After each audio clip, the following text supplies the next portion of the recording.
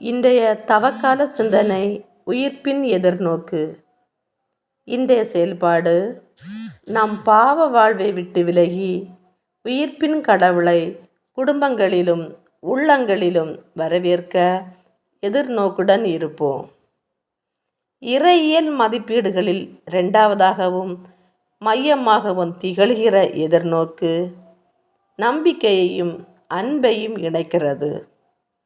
எதிர்நோக்கு ஒருபோதும் ஏமாற்றம் தராது என ரோமையர் 5ஆம் அதிகாரம் 5ஆம் வசனத்தில் குறிப்பிடுகிற பவுல், கிறிஸ்தவர்களாகிய நமக்கு எதிர்நோக்கு என்பது வெறும் எதிர்பார்ப்பு அல்ல, மாறாக கடவுளின் பிரமாணிக்கத்திலும் வாக்குறுதியிலும் நாம் கொண்டிருக்க வேண்டிய பற்றுறுதி.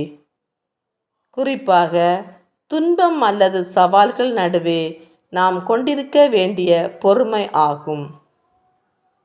கடவுளின் கொடையாக திகழ்கிற எதிர்நோக்கு எதிர்காலம் நோக்கி நம் இதயத்தை திறப்பதுடன் நிகழ்காலத்தின் துன்பங்களை தாண்டிய பார்வையை நமக்கு தருகிறது.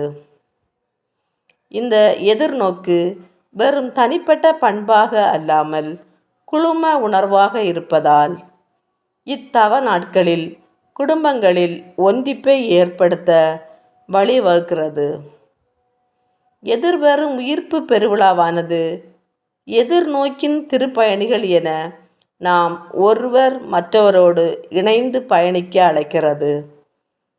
எனவே நாம் பாவ வாழ்விலிருந்து விலகி உயிர்ப்பின் கடவுளை குடும்பங்களிலும் உள்ளங்களிலும் வரவேற்று கனிவுடன் வாழ்வோமா? நன்றி.